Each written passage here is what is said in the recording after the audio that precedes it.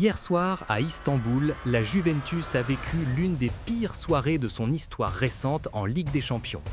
À la mi-temps, tout allait bien. La vieille dame menait 2-1 et semblait contrôler le match. Mais en deuxième mi-temps, c'est un véritable effondrement.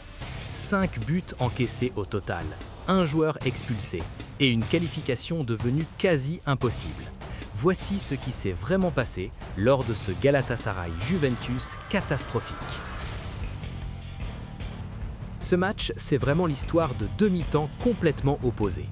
En première période, on a un match ouvert, spectaculaire, avec des occasions de part et d'autre. Galatasaray ouvre le score dès la 15e minute grâce à Gabriel Sara. Le milieu brésilien profite d'une belle récupération haute pour tromper le gardien de la Juve. 1-0 pour les Turcs. Mais la Juventus ne panique pas. Une minute plus tard, à la 16e, Ton Koopmeiners égalise d'une tête sur un centre parfait de Cambiasso. 1-1. Le match est relancé. Et Koopmeiners ne s'arrête pas là. À la 32e minute, il reprend le ballon à l'entrée de la surface et envoie une frappe magnifique qui termine dans la lucarne. Un but somptueux. 1-2 pour la Juventus. À la mi-temps, la vieille dame mène 2-1. Tout semble sous contrôle pour Luciano Spalletti et ses joueurs. Mais ils ne savent pas encore le cauchemar qui les attend. Deuxième mi-temps, retour des vestiaires. Et dès la 49e minute, tout bascule. Noah Lang, la recrue hivernale de Galatasaray, profite d'un bon service de Victor Osimhen pour tromper Di Gregorio. 2-2. 4 minutes après la reprise, la Juve est rejointe au score. Et là, on sent que quelque chose ne va pas. La vieille dame commence à reculer, à perdre le contrôle du match. Galatasaray pousse, le public turc hurle et la pression monte.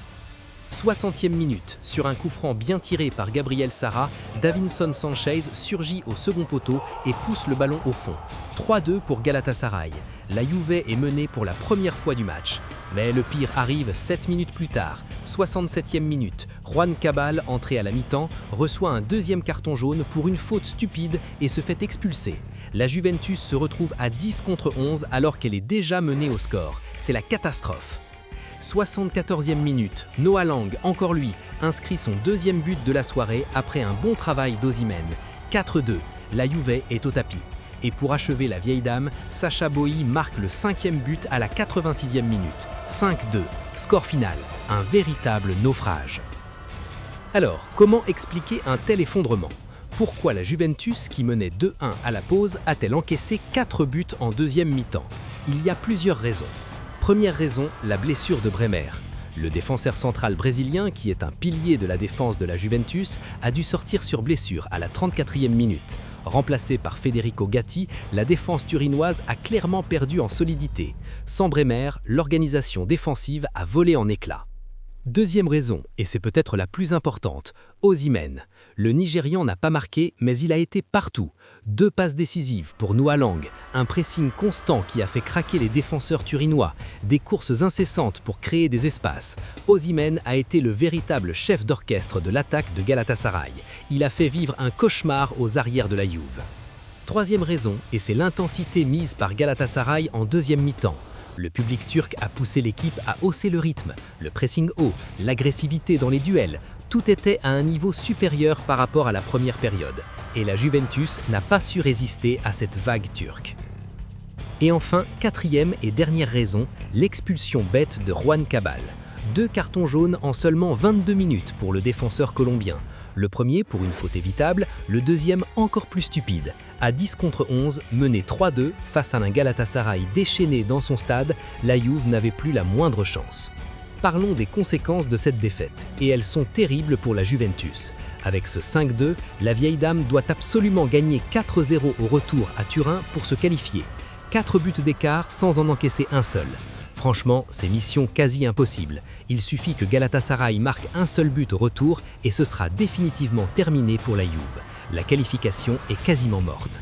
Au-delà de la Ligue des Champions, cette défaite est le symbole d'une crise profonde à la Juventus. Il y a quelques jours, ils ont perdu le derby face à Inter Milan en Serie A. Maintenant, cette humiliation en Ligue des Champions. La vieille dame accumule les désillusions et risque de sortir dès les barrages de la C1 pour la 2e année consécutive. C'est inacceptable pour un club de ce standing. Et évidemment, une question se pose. Combien de temps Luciano Spalletti va-t-il encore rester sur le banc de la Juventus? Parce qu'avec des résultats comme ça, la pression devient énorme. Les dirigeants turinois ne vont pas accepter longtemps une telle situation. Spalletti est sur un siège éjectable et cette défaite pourrait bien lui coûter cher. Voilà pour le naufrage de la Juventus à Istanbul. De 2-1 à la mi-temps à 5-2 au coup de sifflet final. Une blessure qui déstabilise la défense, un Victor Osimhen exceptionnel, une expulsion stupide et un Galatasaray en feu qui a tout balayé. La qualification pour les huitièmes de finale semble désormais hors de portée. La vieille dame va probablement sortir dès les barrages. Un cauchemar absolu.